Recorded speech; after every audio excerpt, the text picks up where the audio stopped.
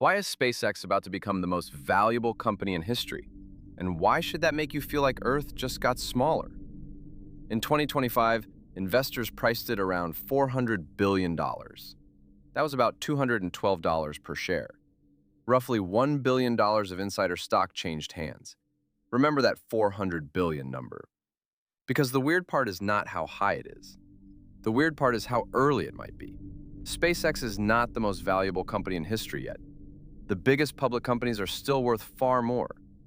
But investors are staring at SpaceX like it could climb there. And not because rockets look good in slow motion. Here's the trap. You think SpaceX is valuable because it launches rockets. That is the obvious answer. It has reusable boosters.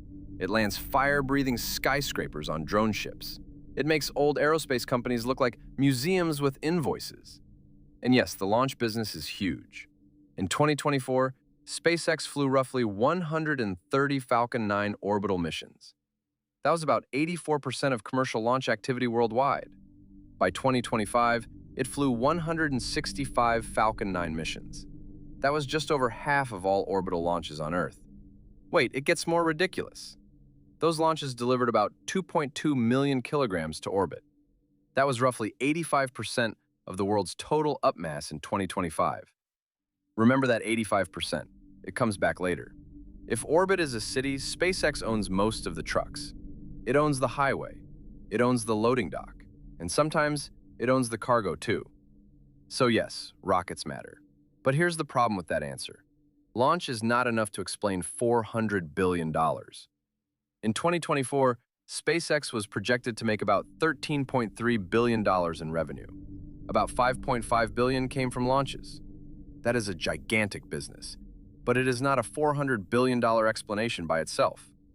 You do not get valued like a future empire just by being a better delivery van. So what are investors really paying for? The first layer is that SpaceX made space feel boring. That sounds like an insult. It is actually the business model. For most of history, going to orbit was an event. A launch was a national moment. People watched like someone was balancing a piano on a needle. SpaceX turned that into a schedule. Launch after launch. Week after week. Like planes leaving an airport. And boring is where money hides. Because once the road becomes reliable, everything starts using the road. Satellites use it. Governments use it. Moon programs use it. Internet constellations use it. Then SpaceX did something stranger. It became its own biggest customer. That is the second layer. Starlink is the piece most people still underestimate. It looks like satellite internet.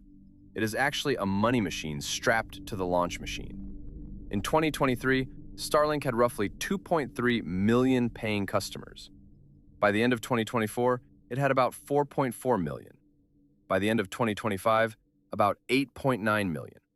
By early 2026, it crossed 10 million users. That is not a science project anymore.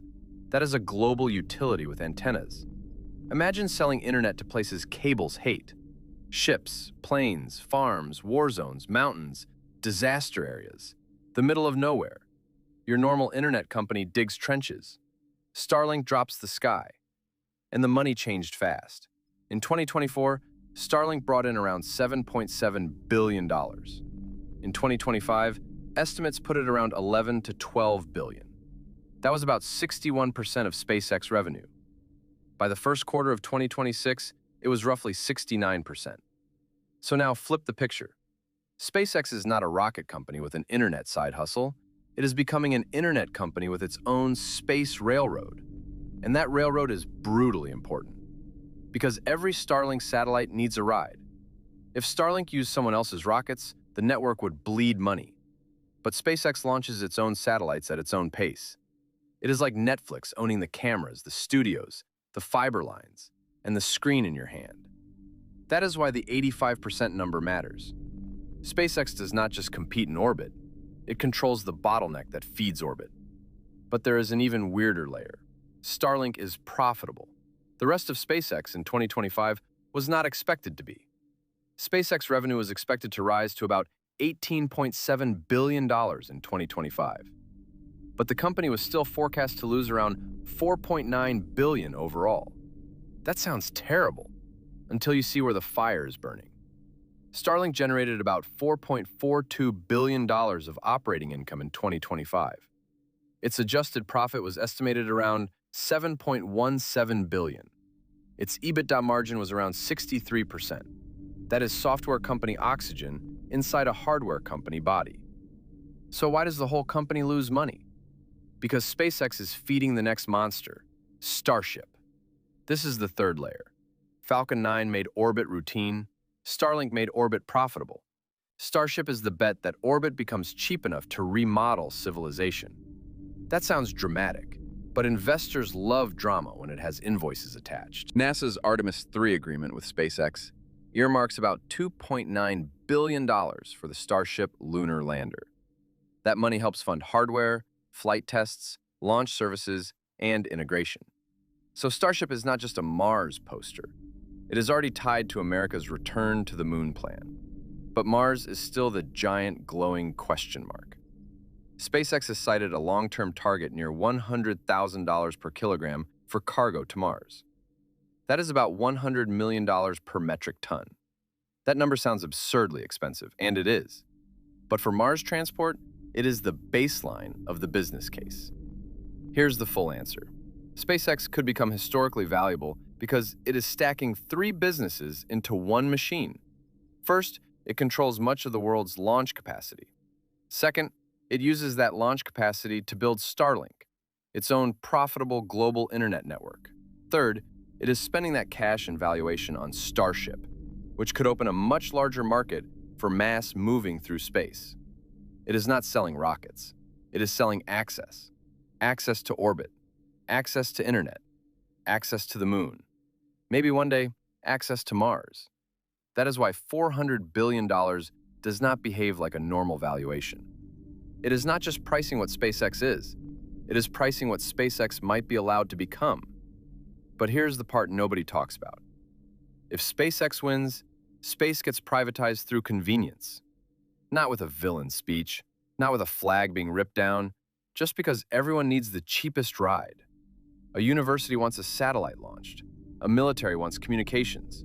A ship wants internet. A disaster zone wants connection. A moon program wants a lander. And again, the answer is the same company. That is powerful. It is also fragile, because the same machine that makes SpaceX valuable also makes the world dependent. If one company carries most payload mass to orbit, that is not just market share. That is leverage over the future's plumbing. And the scary thing about plumbing is simple. You only notice who owns it when it stops working. There is another uncomfortable detail. The valuation is racing ahead of certainty.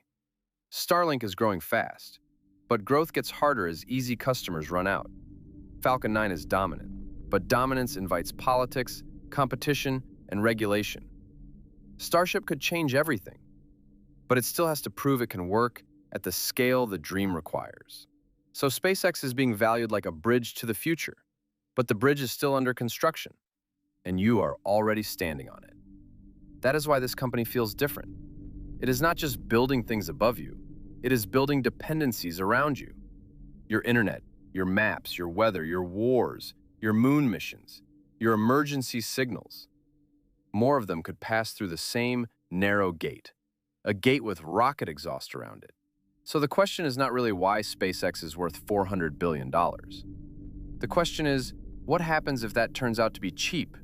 Because the most valuable company in history may not be the one that sells you a device.